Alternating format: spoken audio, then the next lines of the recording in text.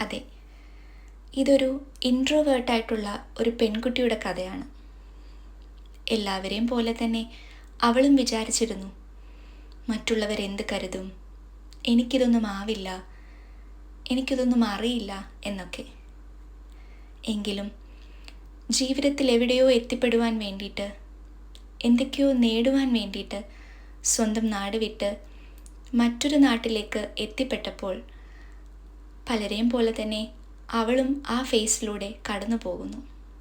Struggling phase. അതെ, അവളും ആ സ്ട്രഗ്ലിംഗ് ഫേസ് അതിജീവിക്കണം. അതിനു വേണ്ടിയിട്ട് അവൾ തന്നെ കണ്ടുപിടിച്ച മാർഗമാണ് കേട്ടോ ഇത്. എത്ര നാൾ മുന്നോട്ട് കൊണ്ടുപോകുമെന്നോ എത്ര നന്നാകുമെന്നോ ഒന്നും അറിയാതെ തുടങ്ങുന്ന ഒരു കഥ. പോരായ്മകൾ ഒരുപാട് വരാം, എങ്കിലും നിങ്ങളുടെ സപ്പോർട്ടുണ്ടെങ്കിൽ അവൾ തീർച്ചയായിട്ടും മുന്നോട്ട് പോകുക തന്നെ ചെയ്യും, തുടരും.